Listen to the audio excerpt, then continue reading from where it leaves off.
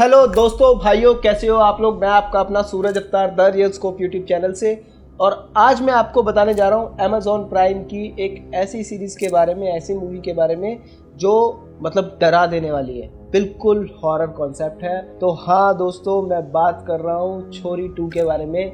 अगर छोरी 1 किसी ने देखा है तो उसको पता होगा कि ये क्या कॉन्सेप्ट है। बाकी जिसने नहीं देखा वो एक बार देख ले, उसके बाद आप लोग मुझे बताएं कि आप लोगों को छोरी 1 कैसा लगा। और अगर छोरी 1 देख लिया है तो प्लीज़ छोरी 2 को ना देखना भूले, क्योंकि इसके अंदर मतलब बहुत ज़्यादा मसाला होने वाला है, बहुत ज़्यादा मज़ा आने वाला है। और बच्चे इस फिल्म से दूर रहें, क्योंकि बच्चों को हॉरर का मज़ा तो लेना होता है लेकिन वो उसको सह नहीं पाते, उसको देख के भूल नहीं पाते, उनके जहन में ज़्यादा देर तक रह जाता है, जिसके कारण कि डर लगना बिल्कुल वाजिब है। तो दोस्तों 18+ देखें मेरे हिसाब से। बाकी फिल्म का जो कॉन्सेप्ट है वो बहुत ही ज़्यादा हॉरर भरा हुआ है, क्योंकि इसके बीच में किस तरीके से काला जादू, सुसाइड, ये सारी चीज़ें दिखाते हैं। तो फिल्म की कहानी है, इससे पहले हम जान लें कि फिल्म के प्रोड्यूसर कौन है, डायरेक्टर कौन है, राइटर कौन है। उसके बाद मैं आप लोगों को फिल्म की पूरी कहानी बताऊंगा। तो दोस्तों इस फिल्म की जो स्टार कास्ट है उसमें पहला नाम है नुसरत भरूचा, सोहा अली खान, सुरभा गोयल, पल्लवी अजय, कुलदीप, हार्दिका शर्मा। और इस फिल्म को लिखा है विशाल फूरिया ने, और इस फिल्म को डायरेक्ट किया है विशाल फूरिया ने, और प्रोड्यूस किया है टी सीरीज़।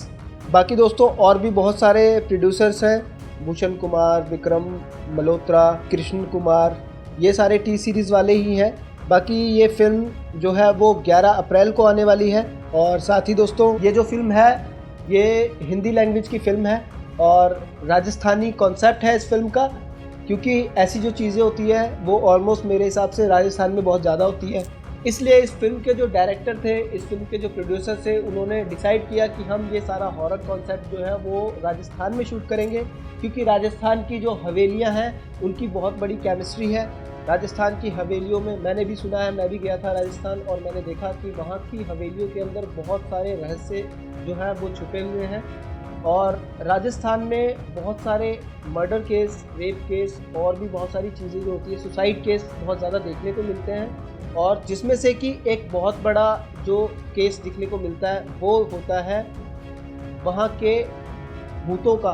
मतलब वहाँ पे ऐसी आत्माओं का, प्रेत आत्माओं का ऐसा कल्चर है वहाँ पे कि वहाँ पे इन सब चीज़ों को नॉर्मल मानते हैं। जैसे कि हम देख लें कि बिहार साइड में इन सब चीज़ों को बहुत मानते हैं, बंगाल साइड में मानते हैं। वैसे ही अगर देखें तो हमारे बीच में ये राजस्थान का एरिया पड़ता है, जहाँ पे कि ऐसी चीज़ें बहुत ज़्यादा देखने को मिलती है। उसी से मिलता जुलता इन्होंने कॉन्सेप्ट बनाया है। अब मुझे नहीं पता इन लोगों ने उस पर रिसर्च किया या नहीं किया, लेकिन जो कॉन्सेप्ट है वो प्रॉपर वैसा ही लग रहा है जैसा वहाँ पे होता है, क्योंकि मैं वहाँ के लड़कों के साथ रहा हूँ, वहाँ के लोगों के साथ रहा हूँ, मैंने देखा है वहाँ का कल्चर।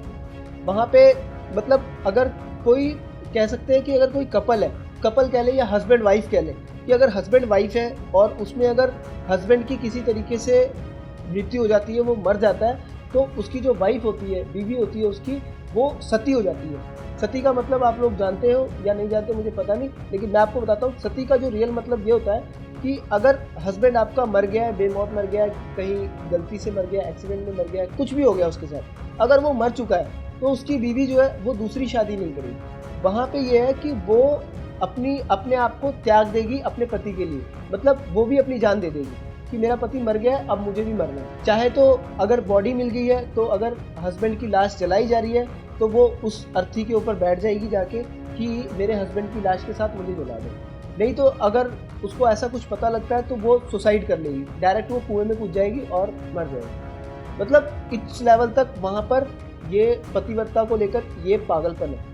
पागलपन कह लो या वहाँ का कल्चर कह लो, बहुत सारी चीज़ें कह सकते हैं, क्योंकि जैसे हम धर्म और आस्था में विश्वास रखते हैं वैसे ही वो अपने पतिव्रता कल्चर में विश्वास रखते हैं। ऐसा ही हुआ था पद्मावत के टाइम पे, जो हमने पद्मावत मूवी देखी थी, उसमें जब खिलजी आता है पद्मावत को मतलब बंदी बनाने के लिए, उसको उस पर कब्जा करने के लिए, मतलब उसके ऊपर काबू करने के लिए, तो वो सारी की सारी सती हो जाती है। और एक नहीं, कम से कम मेरे हिसाब से 100-150 औरतें होती है, वो एक साथ आग में जल के अपनी जान दे देती है। मतलब कहती है कि अगर मेरा हस्बैंड नहीं है तो मैं किसी और से शादी तो क्या, किसी और के पास भी नहीं जाऊँगी, कोई मेरा चेहरा भी नहीं देख पाएगा मेरे हस्बैंड के बिना। इतनी ज़्यादा मतलब उनके अंदर मतलब स्टैमिना होता है, स्ट्रेंथ होती है उनकी। अब मैं क्या ही बोलूँ उसके बारे में। बाकी दोस्तों, ये फिल्म की जो स्टोरी है वो सारी ऐसी है। बाकी इसमें बच्चों का कैरेक्टर भी है, कुछ बच्चे भी हैं जो इन्वॉल्व हैं इसके अंदर ऐसे कैरेक्टर को प्ले करने में, जिसमें कि शायद उनके साथ कोई भूतियापन हो जाता है, या फिर बच्चों के साथ मतलब बच्चों के शरीर में कोई आत्मा आ जाती है, या उसको कोई आत्मा अपने वश में करके अपने पास बुला लेती है। ये सारा कुछ इसके अंदर जो है वो मिक्स है। बाकी फिल्म की कॉन्सेप्ट जो है वो है टोटल हॉरर। इसके अंदर सारी चीज़ें जो है भूत वाली है। तो प्लीज़ रात को लाइट बंद करके, मर्जी आपकी, देख सकते हो देखना है तो। बाकी मुझे दीजिए इजाज़त, मैं आपका अपना सूरज अवतार द रियल्सकोप यूट्यूब चैनल से। बाकी हमारे चैनल को प्लीज़ सब्सक्राइब कर लें। सब्सक्राइब करने से हमारी हर एक नई अपडेट नोटिफिकेशन आप लोगों के पास पहुंचती रहेगी। बाकी दोस्तों, चैनल को लाइक करें, शेयर करें और कमेंट बॉक्स में बताएं कि आप लोगों को हमारा ये रिव्यू कैसा लगा।